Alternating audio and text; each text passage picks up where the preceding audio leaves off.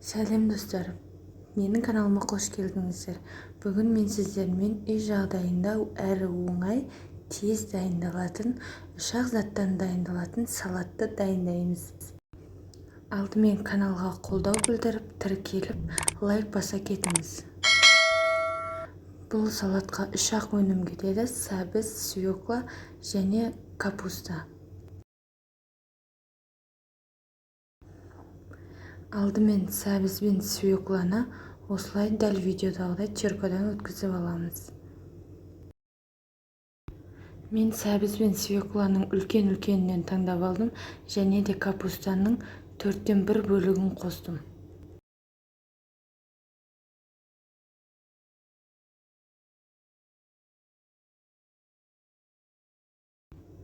Капустаны дәл видеода көрсетілгендей жіңішке етіп тураймыз.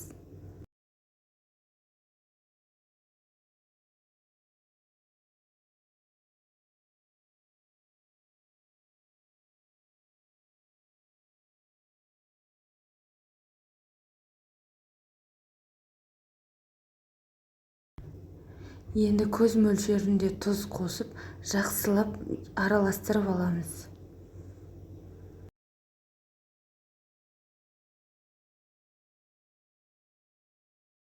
Араластырып болғаннан кейін 1 шай қасық уксусты құйып, 5-10 минутқа бетін жауып қоя тұрамыз.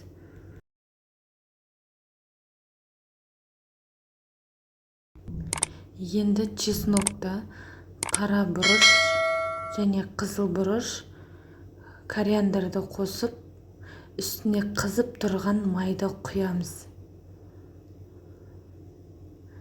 Және де барлығын жақсылап араластырып аламыз.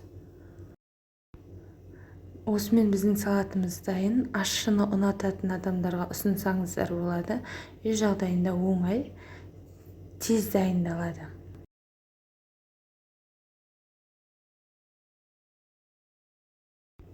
Видеоны соңына дейін қарағандарыңызға алғысым шексіз, және де каналға тіркеліп, лайк басып, өз пікірлеріңізді комментарияға қалдырыңыздар.